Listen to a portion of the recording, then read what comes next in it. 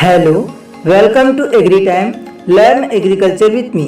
अक्सर जिनकी नीयत अच्छी होती है, ईश्वर उन्हें किस्मत भी अच्छी देता है।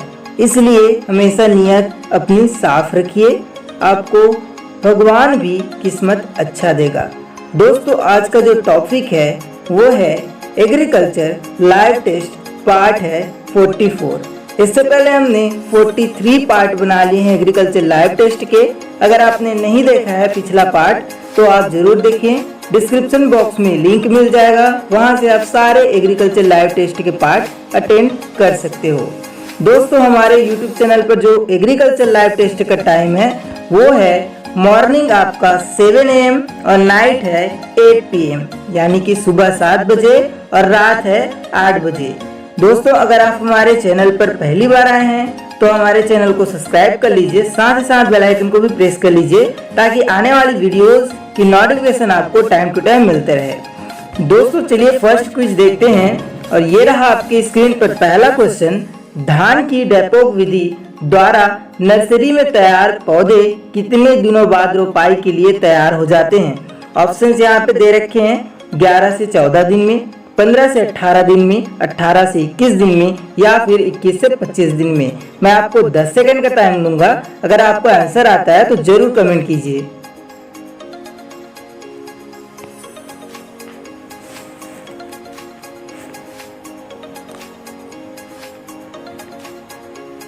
टाइम ऑफ होता है ग्रेंस। और क्विज 1 का जिन्होंने ए आंसर कमेंट किया है, यानी कि 11 से 14 दिन में, उन सभी का आंसर राइट है। बढ़ते हैं अगले क्वेश्चन की ओर। क्वेश्चन नंबर 2 ये रहा आपके स्क्रीन पर। कौन सा वनस्पति तेल हृदय रोगियों के लिए अच्छा होता है? ऑप्शन से आप दे रखे हैं सरसों, सोयाबीन, सूरजमुखी या फिर मूंगफली का तेल। सो जल्दी से कमेंट कीजिए ग्रीन्स, क्विज 2 का राइट आंसर क्या होगा?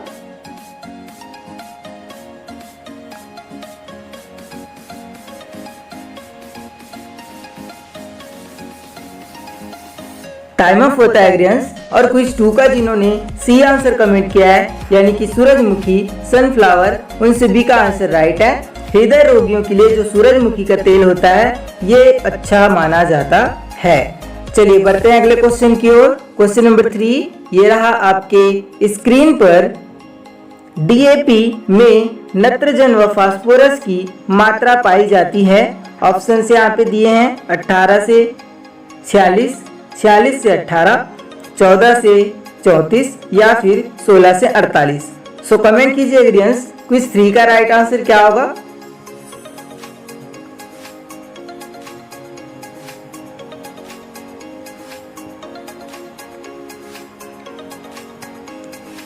टाइम ऑफ होता है ग्रीन्स। और क्विज 3 का जिन्होंने ए आंसर कमेंट किया है, यानी कि 18 से 46, उन सभी का आंसर राइट है।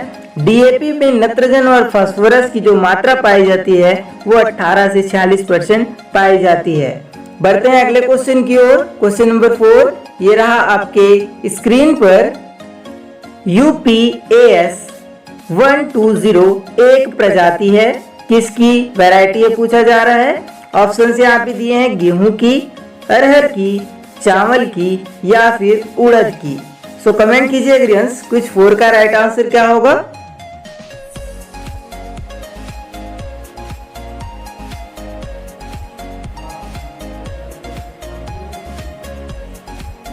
टाइम ऑफ होता है ग्रीन्स। और क्विज 4 का जिन्होंने बी आंसर कमेंट किया है, यानी कि अरहर, उन सभी का आंसर राइट है। UPAS 120 अरहर की एक किस्म है, प्रजाति है। बढ़ते हैं अगले क्वेश्चन की ओर। क्वेश्चन नंबर 5 ये रहा आपके स्क्रीन पर।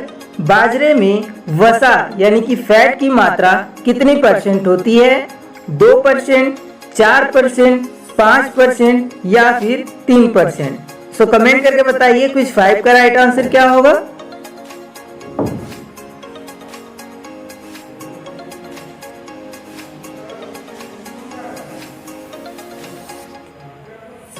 टाइम अप होता है ग्रीन्स। और क्विज 5 का जिन्होंने सी आंसर कमेंट किया, यानी कि 5%, उन सभी का आंसर राइट है। जो बाजरा होता है उसमें वसा फैट की मात्रा 5% होती है। बढ़ते हैं अगले क्वेश्चन की ओर। क्वेश्चन नंबर 6 ये रहा आपके स्क्रीन पर। सामान्य भूमि में जिप्सम का प्रयोग किस फसल में अधिक किया जाता है? ऑप्शन यहाँ पे दे रखे हैं, धान में, बरसीम में, रिचका में या फिर मूंगफली में। सो कमेंट करके बताना है सभी को क्विज 6 का राइट आंसर क्या होगा। चलिए कमेंट कीजिए।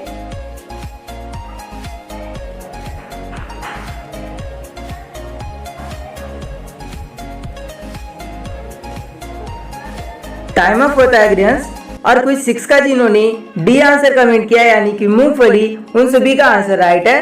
जो सामान्य भूमि है उसमें जिप्सम का प्रयोग सबसे अधिक मूंगफली में, मूंगफली वाली फसल में अधिक किया जाता है, ग्राउंड नट में। ठीक है, चलिए बढ़ते हैं अगले क्वेश्चन की ओर। क्वेश्चन नंबर 7 ये रहा आपके स्क्रीन पर। मूंगफली में कब कर्षण क्रिया नहीं करनी चाहिए? ऑप्शन से आप दिए हैं, पौध अवस्था के समय यानी कि जिस समय वो ग्रोथ करता रहे। सेकंड दिया है पुष्प अवस्था के समय। थर्ड दिया है पैकिंग अवस्था के समय। और अंतिम में दिया है फली बनते समय। सो इम्पोर्टेंट क्वेश्चन है ग्राउंड नट से रिलेटेड। सभी कमेंट कीजिए क्विज 7 का राइट आंसर क्या होगा।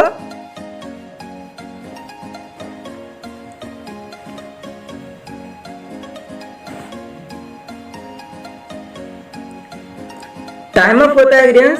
और क्वेश्चन नंबर 7 का जिन्होंने बी आंसर कमेंट किया है पुष्प अवस्था के समय, उन सभी का आंसर गलत है। क्विज 7 का राइट आंसर होगा ऑप्शन सी यानी कि पैकिंग अवस्था के समय। ठीक है, हम कर्षण क्रिया नहीं करेंगे मूंगफली में। चलिए बढ़ते हैं अगले क्वेश्चन की ओर। क्वेश्चन नंबर 8 ये रहा आपके स्क्रीन पर। जूट के रेशे को सड़ने के लिए पानी का उपयुक्त तापमान कितना होना चाहिए? ऑप्शन से यहाँ पे दिए 21 से 25 डिग्री सेल्सियस, 30 से 35 डिग्री सेल्सियस, 38 से 40 डिग्री सेल्सियस या फिर 25 से 28 डिग्री सेल्सियस। सो जूट से रिलेटेड इंपॉर्टेंट क्वेश्चन है, सभी कमेंट कीजिए।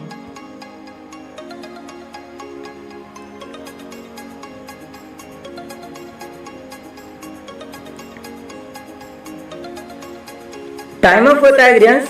और क्विज नंबर 8 का जिन्होंने बी आंसर कमेंट किया है यानी कि 30 से 35 डिग्री सेल्सियस, उन सभी का आंसर राइट है। जूट के रेशे को सड़ने के लिए जो पानी का उपयुक्त तापमान होना चाहिए वो 30 से 35 डिग्री सेल्सियस होना चाहिए।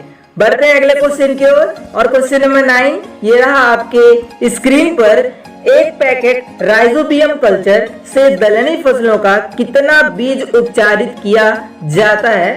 ऑप्शंस दिए यहाँ पे 5 केजी, 10 केजी, 15 केजी या फिर 20 केजी। सो इम्पोर्टेंट क्वेश्चन है, सभी कमेंट कीजिए क्विज 9 का राइट आंसर क्या होगा।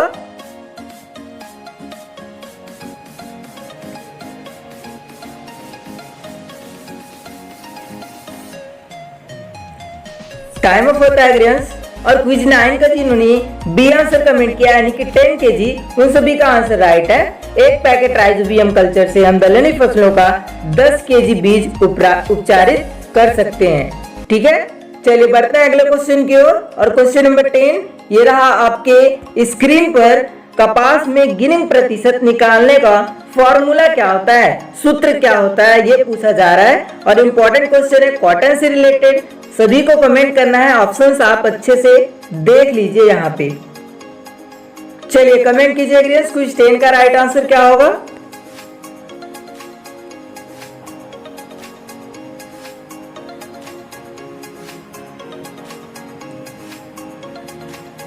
टाइम अप होता है ग्रेस। और क्विज 10 का जिन्होंने ए आंसर कमेंट किया है यानी कि लिंट का वजन इन 100 अपॉन कॉटन सीड का वजन, उन सभी का आंसर गलत है। ऑप्शन बी राइट होगा, लिंट का वजन अपॉन 100 इंटू सीड कॉटन का वजन, ये होगा राइट आंसर। अच्छे से देख लीजिए, गिनिंग परसेंट निकालने का फॉर्मूला है कॉटन में। चलिए बढ़ते हैं अगले क्वेश्चन की ओर। क्वेश्चन नंबर 11 ये रहा आपके स्क्रीन पर। 6 रो बार्ले का वनस्पतिक नाम क्या है? अक्सर पूछा जाने वाला क्वेश्चन है। ऑप्शन दिए हार्डियम वल्गेयर, हार्डियम इरेगुलर, हार्डियम डिस्टिकोन या फिर हार्डियम बाइकलर। सो कमेंट कीजिए क्विज 11 का राइट आंसर क्या होगा।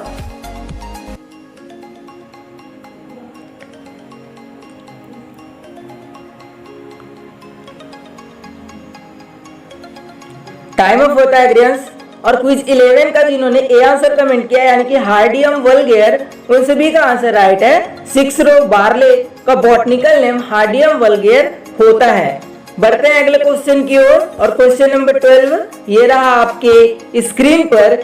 मिसकावी खतरावी किस फसल की किस्में हैं? अक्सर पूछा जाता है ये क्वेश्चन और कंफ्यूज भी हम होते हैं। ऑप्शंस यहाँ पे दिए हैं रिचका, अलसी, बरसीम और नेपियर घास।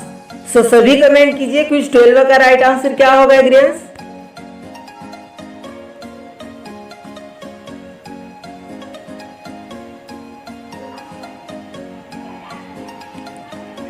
टाइम ऑफ होता है एग्रीएंस। और क्विज 12 का जिन्होंने सी आंसर कमेंट किया है यानी कि बरसीम, उन सभी का आंसर राइट है। मिसकावी और जो खद्रावी है ये बरसीम की किस्में होती हैं। सो बरसीम से रिलेटेड ये इंपॉर्टेंट क्वेश्चन है, सभी याद रखिएगा क्विज 12 को।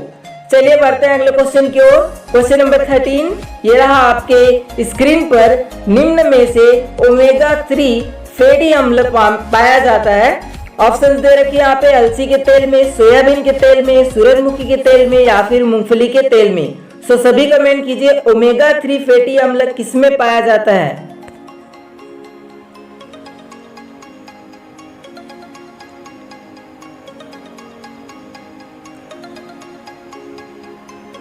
टाइम ऑफ होता है एग्रीएंस। और क्विज 13 का जिन्होंने ए आंसर कमेंट किया है यानी कि अलसी के तेल में, उन सभी का आंसर राइट है। ओमेगा 3 फैटी अम्ल अलसी यानी कि लायनसीड के ऑयल में पाया जाता है। बढ़ते हैं अगले क्वेश्चन की ओर। क्वेश्चन नंबर 14 ये रहा आपके स्क्रीन पर। ट्रिटिकेल प्रथम मानव निर्मित धान्य फसल है जो ऑक्टा हेक्साप्लॉइड होता है, एक संकरण है। यानी कि किसका संकरण है ये पूछा जा रहा है, ट्रिटिकेल। ऑप्शंस दिए यहाँ पे गेहूं इंटू राई का, गेहूं इंटू सरसों का, गेहूं इंटू जई का और राई इंटू जौ का। सो सभी कमेंट कीजिए क्विज 14 का राइट आंसर क्या होगा एग्रीएंस।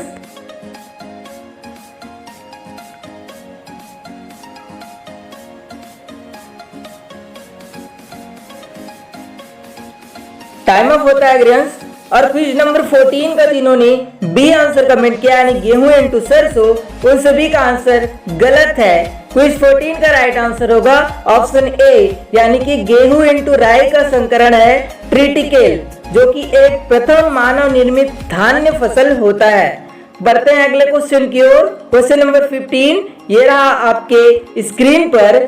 तिल की बुआई के लिए प्रति हेक्टेयर उपयुक्त बीज दर कितनी रखी जाती है या कितनी रखते हैं? ऑप्शंस दिए यहाँ पे 2 से 3 केजी, 3 से 4 केजी, 4 से 5 केजी या फिर 5 से 6 केजी। सो कमेंट कीजिए एग्रीएंस क्विज 15 का राइट आंसर क्या होगा।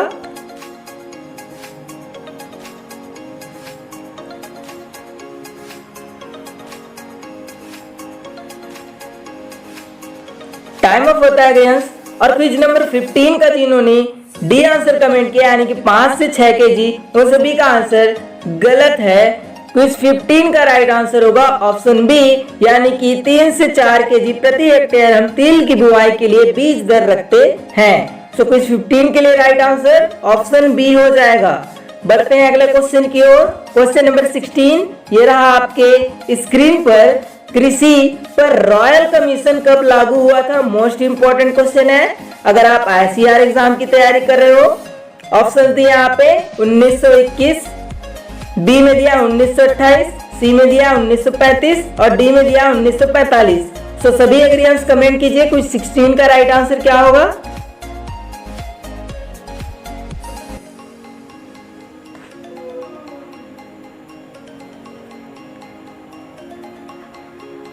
टाइम ऑफ होता है एग्रीएंस। और क्विज 16 का जिन्होंने बी आंसर कमेंट किया है यानी कि 1928 1928, उन सभी का आंसर राइट है। 1928 में कृषि पर रॉयल कमीशन लागू हुआ था। चलिए बढ़ते हैं अगले क्वेश्चन की ओर। क्वेश्चन नंबर 17 ये रहा आपके स्क्रीन पर। डेसिन्यूरा लाइनाई किसका पीड़क कीट होता है ये पूछा जा रहा है। ऑप्शंस में दिए हैं अरंडी का, तिल का, अलसी का या फिर मूंगफली का, ग्राउंडनट का।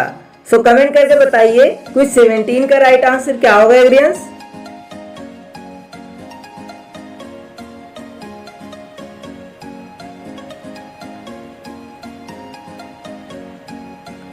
टाइम अप होता है ग्रेंस। और क्विज 17 का जिन्होंने ए आंसर कमेंट किया यानी कि आनंदी का, उन सभी का आंसर गलत है। क्विज 17 का राइट आंसर होगा ऑप्शन सी यानी कि अलसी का एक पीड़क कीट है डेसिन्यूरा लाइनाई। ठीक है, चलिए बढ़ते हैं अगले क्वेश्चन की ओर। और क्वेश्चन नंबर 18 ये रहा आपके स्क्रीन पर। पॉपकॉर्न बनाने के काम आता है। ऑप्शंस दिए यहाँ पे जियामेज, ट्यूनिकेटा, जियामेज इंड्यूरेटा, जियामेज यूरेटा या फिर जियामेज सेकेरेटा। सो इंपॉर्टेंट क्वेश्चन है, सभी कमेंट कीजिए क्विज 18 का राइट आंसर क्या होगा।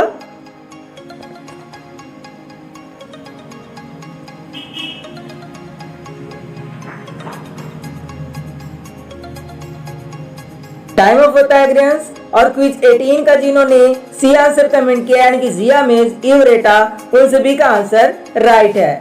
चलिए बढ़ते हैं अगले क्वेश्चन की ओर। क्वेश्चन नंबर 19 ये रहा आपके स्क्रीन पर।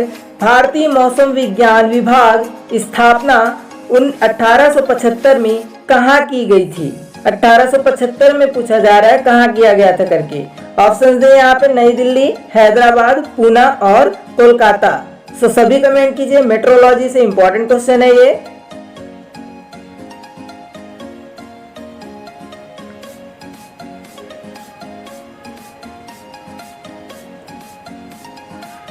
टाइम अप होता है ग्रेंस।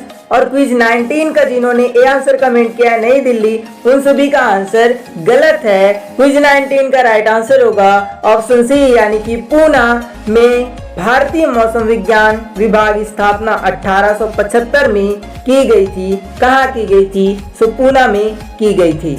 बढ़ते हैं अगले क्वेश्चन की ओर। क्वेश्चन नंबर 20 ये रहा आपके स्क्रीन पर। मूंगफली, गेहूं आदि फसलों का फसल चक्र प्रतिशत कितना होगा। फसल चक्र सघनता पूछा जा रहा है। ठीक है, सभी को कमेंट करना है, कमेंट कीजिए।